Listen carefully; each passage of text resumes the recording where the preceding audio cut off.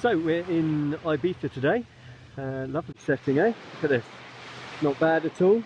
November, believe it or not, 1st of November. Unbelievable weather.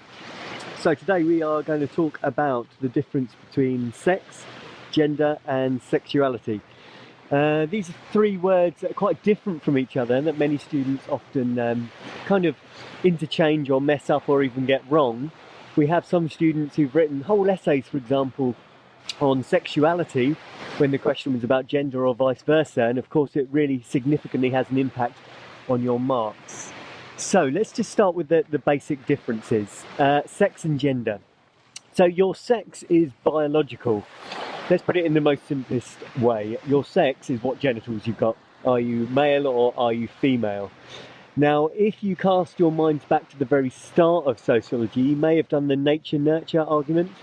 And that's a good way to remember sex and gender, because sex is very much the nature side, the biological side, whereas gender is more to do with nurture. So what is gender then? Well, gender is socially constructed. What that means is it's society's idea of how males and females should behave.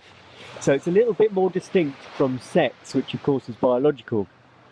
Some examples would be how people expect males and females to behave.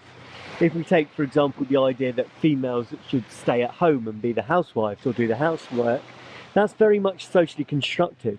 In other words, there's no biological reason for it, or it's not genetic that women should do that, but it's socially constructed.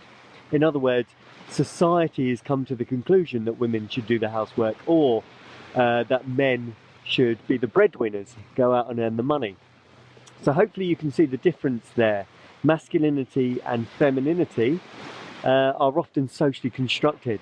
How we expect men to behave, or what it means to be a man compared to what it means to be a woman.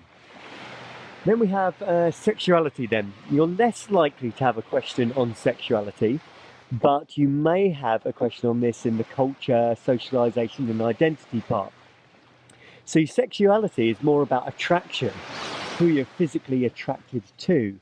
And so the main sexualities that we tend to talk about are heterosexual, to be attracted to the opposite sex, homosexual, to be attracted to the same sex, bisexual, to be attracted to both, and even asexual. A very small percentage of the world are asexual. That means they're not actually attracted to anyone. So a few other words that you can use in your essays when you're talking about sex and sexuality and gender and so on. If you've studied feminism, you're probably aware of the word patriarchy, and patriarchy means a male-dominated society. Okay, so we tend to talk about, or feminists tend to talk about society being very patriarchal.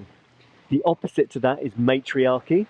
So if society is female-dominated, or certain factors of society work in females' favour, it's seen as matriarchal.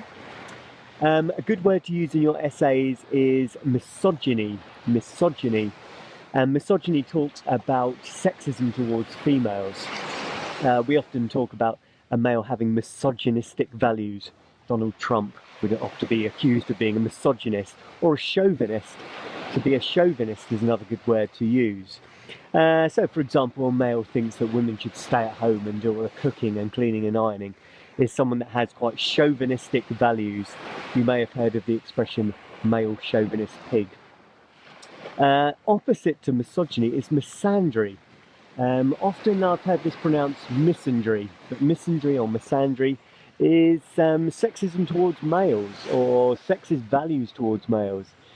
Those who assume that men should pay for everything, or that men should be powerful and strong, or men shouldn't cry. These are often seen as misandrist views, or misandristic views. Just to complete the set, you might like this word, misanthropic, or someone who's full of misanthropy is someone who doesn't like anyone.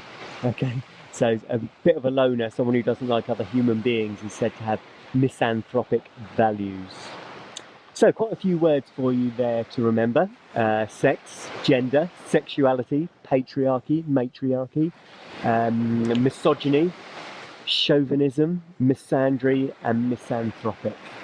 Okay, I'm going to enjoy the beach for the rest of the day, chill out. Hope you enjoyed your sociology video for today.